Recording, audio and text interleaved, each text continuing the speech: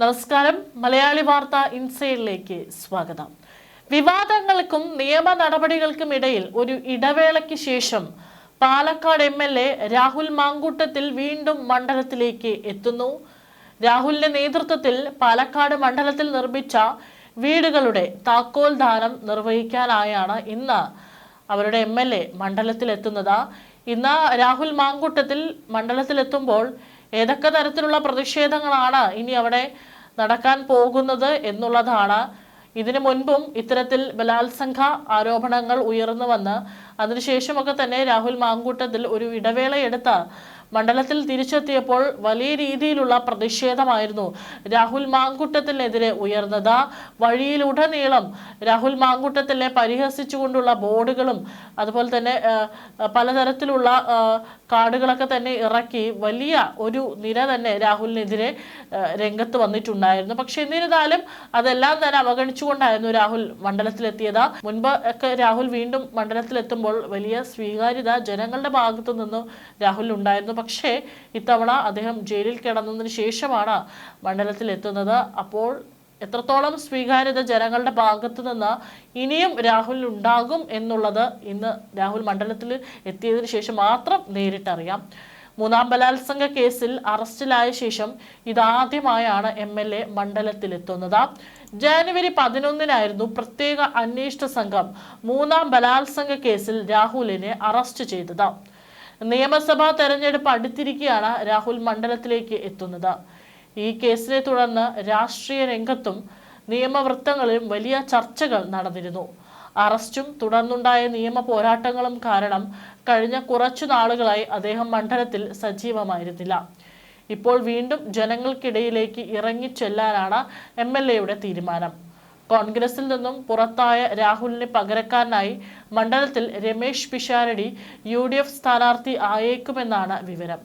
അതേസമയം രാഹുൽ മാങ്കൂട്ടത്തിനെതിരെയുള്ള നിയമ നടപടികൾ കൂടുതൽ സങ്കീർണമാകുകയാണ്. ആദ്യ ബലാത്സംഗ കേസിൽ രാഹുൽ മാങ്കൂട്ടത്തിലെ ഹൈക്കോടതി അനുവദിച്ച മുൻകൂർ ജാമ്യം റദ്ദാക്കണമെന്നാവശ്യപ്പെട്ട് പരാതിക്കാരി സുപ്രീം കോടതിയെ സമീപിച്ചിട്ടുണ്ടായിരുന്നു. പ്രായപൂർത്തിയാകാത്ത ഒരു കുട്ടി ഉൾപ്പെടെ 10ഓളം പേരെ പീഡനത്തിന് ഇരയാക്കിയെന്ന പരാതി രാഹുൽ മാങ്കൂട്ടത്തിനെതിരെ നിലവിൽ ഉണ്ടെന്ന് സുപ്രീം കോടതിയിൽ ഫയൽ ചെയ്ത ഹർജിയിലും പരാതിക്കാരി ആരോപിക്കുന്നു. യുവതിയെ ബലാത്സംഗം ചെയ്യുകയും നിർബന്ധിച്ച് ഗർഭചിത്രം നടത്തിക്കുകയും ചെയ്തെന്ന കേസിൽ രാഹുൽ മാങ്കൂട്ടത്തിൽ ഹൈക്കോടതി മുൻകൂർ ജാമ്യം അനുവദിച്ചിരുന്നു. ആദ്യ ബലാത്സംഗ കേസിലായിരുന്നു മുൻകൂർ ജാമ്യം. ഈ മുൻകൂർ ജാമ്യം റദ്ദാക്കണമെന്ന് ആവശ്യപ്പെട്ടാണ് പരാതിക്കാരി സുപ്രീം കോടതിയെ സമീപിച്ചത്.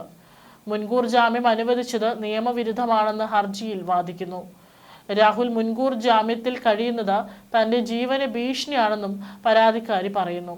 ഹൈക്കോടതി രാഹുലിന്റെ ഹർജിയിൽ മിനി വിചാരണ നടത്തിയെന്നും പരാതിക്കാരി ആരോപിക്കുന്നുണ്ട്.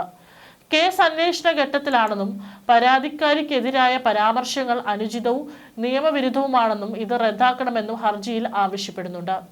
കേസിലെ ആദ്യ പരാതിക്കാരിക്കായി അഭിഭാഷകൻ KR സുഭാഷ് ചന്ദ്രനാണ് ഹർജി സമർപ്പിച്ചത്. ഏതായാലും കേസൊക്കെ തന്നെ ഇപ്പോൾ കോടതികളിൽ നടക്കുന്നതിനിടയിലാണ് രാഹുൽ മാങ്കൂട്ടത്തിൽ MLA എന്ന നിലയിൽ തനിക്ക് ചെയ്യേണ്ട ഒരു ഔദ്യോഗികമായിട്ടുള്ള ചുമതല നിർവഹിക്കുന്നതിനായിട്ട് ഇന്ന് പാലക്കാട് മണ്ഡലത്തിൽ എത്തുന്നത്. നിയമപരമായുള്ള വെല്ലുവിളികൾ സുപ്രീം കോടതിയിൽ തുടരുമ്പോഴും മണ്ഡലത്തിലെ വികസന പ്രവർത്തനങ്ങളിലും ജീവകാരുണ്യ പ്രവർത്തനങ്ങളിലും ശ്രദ്ധ കേന്ദ്രീകരിക്കാനാണ് രാഹുൽ മാങ്കൂട്ടത്തിലെ നീക്കം. ഇതിന്റെ ഭാഗമായാണ് ഇന്ന് നടക്കുന്ന താക്കോൽ ദാന ചടങ്ങ്. മണ്ഡലത്തിലെ പ്രമുഖ നേതാക്കളും പ്രവർത്തകരും ചടങ്ങിൽ പങ്കെടുക്കും. വരും ദിവസങ്ങളിൽ കൂടുതൽ പൊതുപരിപാടികളിൽ രാഹുൽ സജീവമാകുമെന്നാണ് വിവരം. അപ്പോഴൊക്കെ തന്നെ എത്രത്തോളം സ്വീകാര്യത രാഹുലിനുണ്ടാകും. മാത്രമല്ല തെരഞ്ഞെടുപ്പ് അടുക്കുകയാണ്. ഇതൊക്കെ മുൻപിൽ കണ്ടിട്ടുള്ള രാഹുലിന്റെ പ്ലാൻ B വല്ലതും അവിടെ നടപ്പിലാക്കാനാണോ എന്നുള്ള ഒരു നീക്കം കൂടി നമ്മൾ സസൂക്ഷ്മം വിലയിരുത്തേണ്ടിയിരിക്കുന്നു. അതേസമയം തന്നെ പുറത്തേക്ക് മറ്റുള്ള പൊതുപരിപാടികളിൽ വന്നിട്ടില്ല എങ്കിലും രാഹുൽ മാങ്കൂട്ടത്തിൽ സോഷ്യൽ മീഡിയയിൽ വളരെ സജീവമായിരുന്നു എന്ന് തന്നെ വേണം പറയാൻ.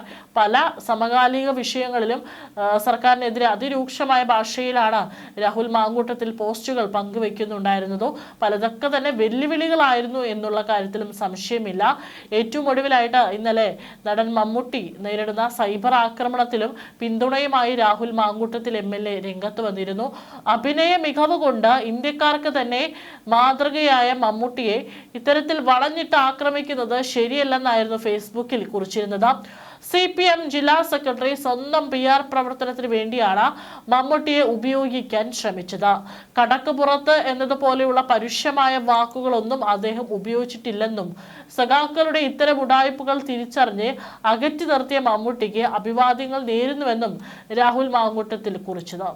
സാംസ്കാരിക നായകർ ഈ വിഷയത്തിൽ പാലിക്കുന്ന ഇരട്ടത്താപ്പിനെയും രാഹുൽ രൂക്ഷമായി വിമർശിച്ചു.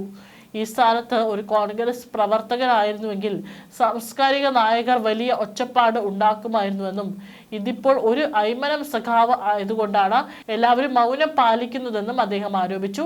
ചളിപ്പ് മാറ്റാൻ മമ്മൂട്ടിക്കൊപ്പം ഒരു വീഡിയോ പോസ്റ്റ് ചെയ്ത് PR വർക്ക് നടത്താൻ നേതാക്കൾ ശ്രമിക്കുന്നുവെന്നും അദ്ദേഹം പരിഹസിച്ചു. അതേസമയം തന്നെ നിയമസഭാ തെരഞ്ഞെടുപ്പ് വരികയാണ്.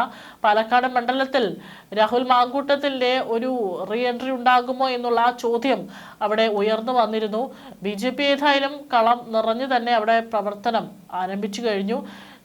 നിയമസഭാ തെരഞ്ഞെടുപ്പുകളിൽ BJP ഏറ്റവും കൂടുതൽ പ്രതീക്ഷ പുലർത്തുന്ന ഒരു മണ്ഡലമാണ് പാലക്കാട്. കഴിഞ്ഞ 2 നിയമസഭാ തെരഞ്ഞെടുപ്പിലും മണ്ഡലത്തിൽ 2ാം സ്ഥാനം പിടിക്കാൻ പാർട്ടിക്ക് സാധിച്ചിരുന്നു. ഇക്കുറി മണ്ഡലം പിടിക്കാൻ അരയും തലയും മുറുക്കി ഇറങ്ങുകയാണ് BJP. പാർട്ടിയുടെ തീപ്പൊരി വനിതാ നേതാവായ ശോഭാ സുരേന്ദ്രനെ കളത്തിലിറക്കാനാണ് പാർട്ടിയുടെ നീക്കം. 2016-ൽ ശോഭാ സുരേന്ദ്രൻ BJP സ്ഥാനാർത്ഥിയായി ഷാഫി പറമ്പിലിനെതിരെ പാലക്കാട് മത്സരിച്ചിരുന്നു. അന്ന് മണ്ഡലത്തിൽ ആദ്യമായി BJP 2ാം സ്ഥാനത്തെത്തി. 2016-ൽ ഷാഫി പറമ്പിൽ 57,559 വോട്ടുകൾ നേടിയപ്പോൾ ശോഭാ സുരേന്ദ്രനെ 40,076 വോട്ടുകളായിരുന്നു നേടിയത്. അന്ന് LDFന്റെ NN കൃഷ്ണദാസിനെ 38,675 വോട്ടുകളായിരുന്നു ലഭിച്ചത്. BJPയുടെ സ്ഥാനാർത്ഥി പ്രഖ്യാപനം വരും മുമ്പേ പാലക്കാട് പ്രചാരണം തുടങ്ങിയിരിക്കുകയാണ് ശോഭാ സുരേന്ദ്രൻ.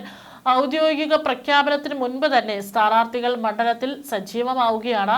പാലക്കാട് മണ്ഡലത്തിൽ BJP ചുവരെഴുത്ത് ആരംഭിച്ചിട്ടുണ്ട്. നേതാക്കൾ തന്നെയാണ് ചുവരെഴുത്ത് ഉദ്ഘാടനം ചെയ്തത്.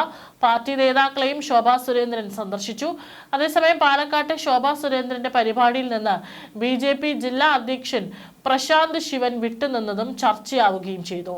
പിന്നീട് BJP സംസ്ഥാന വൈസ് പ്രസിഡന്റ് C കൃഷ്ണകുമാർ പ്രശാന്തിനെ വിളിച്ചു വരുത്തി. നേതാക്കൾ ഇടപെട്ട് പ്രശാന്തിനെ വിളിച്ചു വരുത്തിയെങ്കിലും ശോഭാ സുരേന്ദ്രൻ മാധ്യമങ്ങളെ കാണുമ്പോൾ പ്രശാന്ത് മാറി നിൽക്കുകയായിരുന്നു. എന്നാൽ പാർട്ടിയിൽ പ്രശ്നങ്ങളില്ലെന്നും തെരഞ്ഞെടുപ്പിനെ ഒറ്റക്കെട്ടായി നേരിടുമെന്നും ശോഭാ സുരേന്ദ്രൻ പറഞ്ഞു.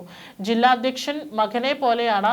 പ്രശാന്താണ് സ്ഥാനാർത്ഥിയെങ്കിൽ പ്രശാന്തിനെ 2 ഷാളിട്ട് സ്വീകരിക്കുമെന്നും ഞങ്ങൾക്കിടയിൽ ഒരു ഭിന്നതയും ഇല്ലെന്നും ശോഭ പറഞ്ഞു. മത്സരിക്കേണ്ടെന്ന് വ്യക്തിപരമായി തീരുമാനിച്ച ആളാണ് താനെന്നായിരുന്നു പ്രശാന്ത് ശിവന്റെ മറുപടി. പാർട്ടിയാണ് വലുതെന്നും മത്സരിക്കില്ലെന്ന് സ്വയം തീരുമാനമെടുത്ത ആളാണ് താനെന്നും ജില്ലാ അധ്യക്ഷൻ പറഞ്ഞു. പാലക്കാട് പ്രശാന്ത് ശിവന്റെ പേര് വെട്ടിയാണ് ശോഭയെ പരിഗണിച്ചതെന്നാണ് റിപ്പോർട്ട്. പകരം നെന്മാറ സീറ്റ് നൽകാമെന്ന് പറഞ്ഞിരുന്നുവെങ്കിലും BDJS സീറ്റ് വിട്ടു നൽകിയില്ല. ഇതോടെ പ്രശാന്ത് അതൃപ്തിയിലാണെന്നാണ് റിപ്പോർട്ടുകൾ. അതേസമയം തന്നെ ജയസാധ്യത പരിഗണിച്ച് സിറ്റിംഗ് MLA-മാരെ എല്ലാം മത്സരിപ്പിക്കാനാണ് കോൺഗ്രസ് തീരുമാനം. പാലക്കാട് സിറ്റിംഗ് MLA ആയ രാഹുൽ മാങ്കൂട്ടത്തിലെ ബലാത്സംഗ കേസിന് പിന്നാലെ പാർട്ടിയിൽ നിന്ന് പുറത്താക്കിയതോടെയാണ് മണ്ഡലത്തിൽ UDF ജയം ആവർത്തിക്കാൻ നേതൃത്വം കരുത്തരായ ഒരു സ്ഥാനാർത്ഥിയെ തേടിയിരുന്നത്. തൃപ്പൂണിത്തറയിൽ K ബാബു ഇത്തവണ മത്സരിക്കാനില്ലെന്ന് അറിയിച്ചതോടെ ആ മണ്ഡലത്തിൽ വിജയ തുടർച്ചയ്ക്കായി രമേശ് പിഷാരയുടെ പേര് പരിഗണിക്കുന്നതായും റിപ്പോർട്ടുകൾ വന്നിരുന്നു. എന്നാൽ ഇപ്പോൾ പാലക്കാട് മത്സരിക്കാമെന്ന് പിഷാരടി സന്നദ്ധത അറിയിച്ചതോടെ അത്തരം ചർച്ചകളും അഭ്യൂഹങ്ങളും അവസാനിച്ചിരിക്കുകയാണ്. എന്നാലും പാലക്കാട് മണ്ഡലത്തിൽ രാഹുൽ മാങ്കൂട്ടത്തിൽ ഇന്ന് വന്നിറങ്ങുമ്പോൾ അവിടെ പ്രചാരണം കൊഴുപ്പിക്കുന്ന ശോഭാ സുരേന്ദ്രനെയാകും കാണാൻ സാധിക്കുക.